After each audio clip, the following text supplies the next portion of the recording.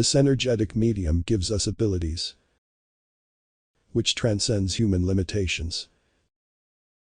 People with whom you have a deep connection can read your energy. You don't have to be in the same room. Their subconscious mind will warn them with the constant worry that something is not right with you. I have first-hand experienced this when I got severely ill in my apartment. All alone. I was so weak that I couldn't even type a message on my phone or walk out of the room. But somehow my mother found out and called me. As I was unable to speak much, she called for help for me. Even though we were countries apart, she knew something was wrong with me. This is not a coincidence. This goes beyond our basic understanding of human communication. As we have access to something more than human. We are all connected to the source, infinite intelligence, the all, or the superconscious. And we can use this medium of infinite consciousness, which we are a part of, to communicate with anyone or anything. Yes, even things. As everything is energy, or the same base substance of the source. Here is an amazing proof in the research of Dr. Masaru Emoto's book, The Hidden Messages in Water. He writes, and I quote, "We showed words to water. We wrapped a piece of paper with words typed on it, around a bottle of water. This crystal is as perfect as can be. This indicates that love and gratitude are fundamental to the phenomenon of life in all of nature. We showed words meaning thank you in different languages, always resulting in crystals that were beautiful and complete. When words that indicated harm to humans were shown to the water, no crystals formed. It even appears that the words you make me sick created the shape of a man with a gun." End of quote. You can see how hateful words can deform the shape of the droplet. Well, the droplets that received love have such beautiful and symmetrical patterns. He even took some rice in several jars and wrote hate words and words of love on the lid of these jars respectively. The result demonstrates something unexplainable from the frame of reference of science. As the rice in the jars reacted to the energy in the form of words that was placed onto them. Words are energy directed at something, and they can have very sickening or healing effects on that thing. Therefore, the rice jar with hateful words written on it showed clear signs of rotting and death. While the rice jar with words of affection stayed the same. As all things exist in the body of God, all things are energy. And the energy of hate destroys, while the energy of love heals. All you need to do is just observe your surroundings and the people you meet. Become aware of their energy.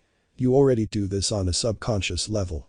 But if you do it consciously, you can increasingly become aware of the metaphysical aspect of it. Equipping you with the ability to avoid certain energies that are a mismatch to yours. Carefully crafted words are spells of magic and can manifest in this world in literal sense. This is why affirmations are quite literally spells when laced with conviction and repetition. When you immerse yourself to the point of saturation in the words of your affirmations, feeling their energy, of how you would like your life to be, you are communicating to your subconscious mind what you want in life. So, the world reshapes itself according to what your higher self has believed to be the truth. And the reason this works is because our existence is permeated with an enigmatic substance called the ether. It was not so much of an enigma before the 1900s. Something shifted in our reality and the powers that be decided to take the ether out of the picture. And mainstream scientists tried to mask it with the mythical dark matter and dark energy, which no one can find or even elaborate on convincingly. But some invisible medium allows our thoughts to travel and transcend time and space. There is a force keeping the celestial bodies in orbit. This force is responsible for containing and animating all physical things. Yet it is being kept hidden from us. It is speculated that Nikola Tesla was tinkering around with etheric energy and had ideas on extracting free energy from it. Since it pervades all existence and is everywhere at all times. It all makes sense how Tesla has been treated by the establishment and why they have swiftly removed ether out of the picture. To prevent free energy to exist perhaps. As the powers that be have built their empire on the oil and gas business. Free energy would get rid of most problems of humanity and bring certain tycoons to the knees. You can guess how catastrophic that would be for the establishment. Nonetheless, ether cannot be denied. And it has been talked about in scarce publishings from time to time. Think and Grow Rich is one of the books that introduced me to this marvelous force, but just barely. Seems like Napoleon Hill was hesitant to go in depth about it. And I quote.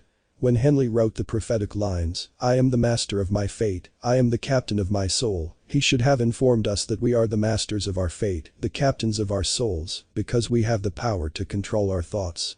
He should have told us that the ether in which this little earth floats, in which we move and have our being, is a form of energy moving at an inconceivably high rate of vibration, and that the ether is filled with a form of universal power which adapts itself to the nature of the thoughts we hold in our minds, and influences us, in natural ways, to transmute our thoughts into their physical equivalent. End of quote. Now, with a recent interview of Terrence Howard with Joe Rogan, ether is back in business. But make no mistake, you will be redirected by various bogus interpretations to lead you away from the truth.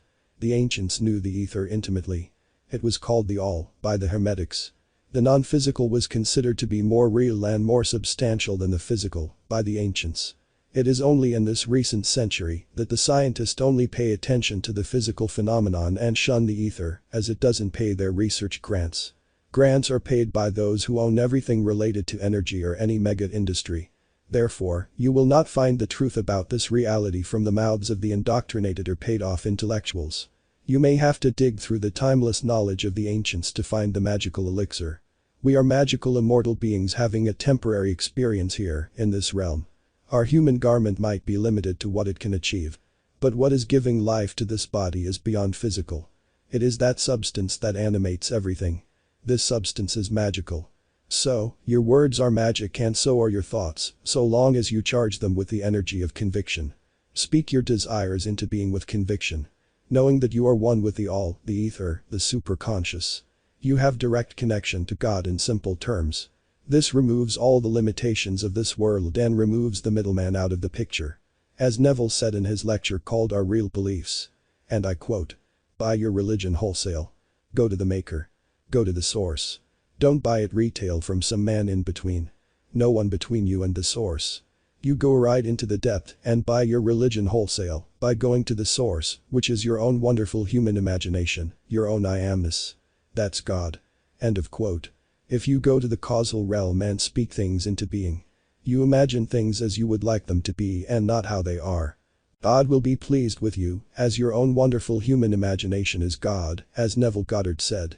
And this ties into this Hermetic maxim I have shared many times on this channel. As the Hermetics knew the reality of the ether intimately. It says, man is given the gift of speech and mind, which makes him equal to the immortals. Why is that? As speech and mind are spiritual qualities. Modern science now knows that thought does not originate in the brain. The brain is just a receiver and a transmitter. And speech is nothing but the vocalization of one's thoughts. Therefore, this quality makes man special. By the correct use of speech and mind, we utilize the etheric powers to cause things into being. We direct the universal energy to ends we desire. But the misuse of this gift is just as equally potent. This is why this world is so chaotic. As countless people are misusing the gift. Therefore, it makes them more like an animal, rather than a highly realized being. Neville Goddard talked about how we never die. If we do not awake in this lifetime, we are resurrected in another world just like this. And start again. The idea is to correctly use the gift of speech and mind and be born from above. If you do not understand what all this means, please watch this video next. Neville explains himself in this video how to transcend this holographic dream world if you so desire. The point is, your desire, thoughts and speech go with you to the next life. There is no death to the spirit that you are. And you are playing a game of life. In this game of life, you are to use the gift of speech and mind correctly to awaken the Christ within. Which is nothing but your higher self, playing this game within you. The correct use of speech and mind is explained beautifully by Neville Goddard in this quote. He said, when in doubt do the loving thing. Or the biblical golden rule. Do unto others, as you would like to be done unto you. That is, always use your speech and mind, thought and imagination with love. In love for yourself and another. This way, you will never reject your own desires and you will never put yourself down. And so, you will for others as well. And by doing this, you imitate God. Thus, Christ awakens within you. This Christ, our hope of glory, is in you and all around you. God had no name in the ancient times. They called him the Most High or the One who cannot be named. So when I say Christ, or Ether, or the All, I am pointing to the same being that cannot be named. But for our highly visual minds, these symbols serve the purpose of understanding. But in all honesty, the all cannot be understood as was stated and known by the ancients. As by forcing a definition on the infinite, we limit it and it is no longer pointing towards infinity. The point is, there is a world that you see and there is a world that you do not. And cause doesn't lie in the world that you can see. The world of mortality comes from a greater reality, which the modern man is too far removed from understanding, and the establishment is hell-bent on hiding, as it will set man free. So, throw out the middleman and establish your relationship with the Most High yourself. You will not be disappointed, as you will have Source or God itself backing you in this game of life.